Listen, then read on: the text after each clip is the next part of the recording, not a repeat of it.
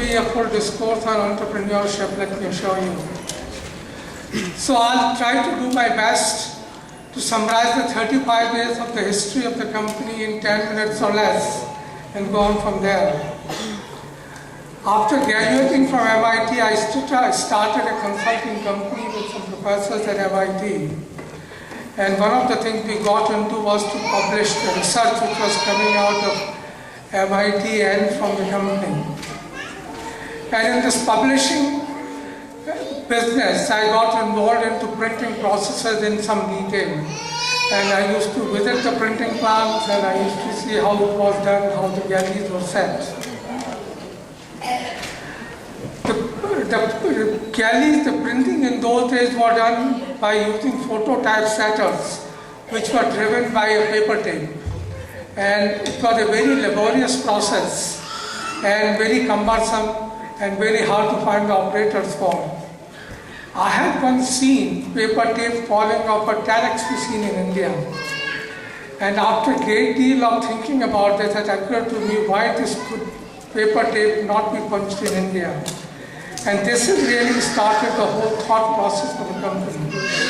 So here is the advice number one for the budding entrepreneurs. Transference of a paradigm from one industry to another is one of the most powerful ways to build a new company. So keep your eyes open. If you want to be an entrepreneur, look what you can transfer from one industry to another. Because this falling of the paper tape is what gave rise to the company. The company actually started in 1972 under the name Data Conversion. Many of you may not know it. And did it exactly what the name says. It converted data for complicated prototype setting applications. It was very hard to convince the companies in the beginning that this work could be done in India. No one believed that this kind of complicated coding and punching could be done in India. And to appreciate that, I should give a perspective of the technology environment of those days. The handheld electronic computer had not yet become mainstream. They were not available. The floppy drive has still not been invented. Hello? The biggest disk drive available was a 96 megabyte disk drive, and it was the size of a washing machine. And believe me, it sounded like one tune. It used to take 8 hours notice to book a call to India. So one could appreciate why the buyers did not believe this kind of work could be done in India. I do not know how many of you have seen the Boston Globe article, which Boston Globe had published in 2004, but it very aptly captured the technology environment in those days by showing Poonam and me talking on a string phone, because that's exactly it was. The phone lines were so bad. In any case, one customer, Lexis and Nexus, database people, agreed to give us a chance. They did not agree to send the work to India, but they agreed that we will let you do a pilot. And that pilot was to be done in the United States by simulating the India and US conditions. So the company actually started in the 2-bedroom apartment in St. Paul Street, which is still there. And one room was designated India, and another room was designated as US. I looked after the US side, and Poonam, who by then had become the employee number one of the company, looked after the India side. India and US could communicate only in writing. You could not talk to each other, and you could send instructions to each other once in 3 days. This was the closest one could come to simulating the environment, and it was all on Scout's honor that you indeed will not talk to each other. The pilot actually went quite well.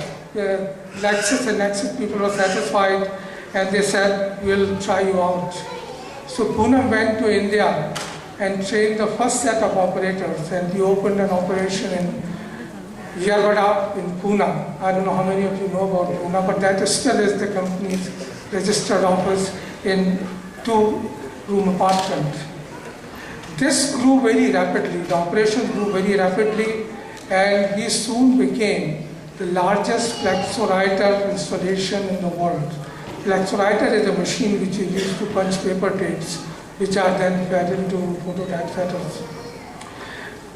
Clients like LexisNexis Database, American Film Institute, American Mathematical Society, they all started sending the work to India, and actually at one point we are doing almost half the technical journals published in the northeast of the United States.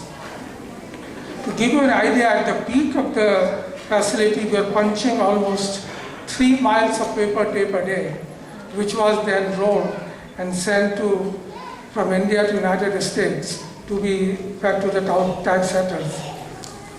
Now, life with paper tape, to say the least, was very interesting. Many things happened to paper tapes. Bombay monsoons would get them wet. I remember when we used to take the delivery of the tapes here, Poonam would sit down and use an iron to take the moisture out and straighten them out. When the paper tapes were rolled in India, the bugs will get rolled into it, mosquitoes. There are plenty of them in Yamuna. And the customs here will confiscate the consignment because they thought it was going to bring some very deadly diseases in the United States. So we had to fumigate the paper tapes. Operators would get so engrossed in reading the American Film Institute proceedings that they forgot to typeset, and they would forget the coding. So we had to retrain them.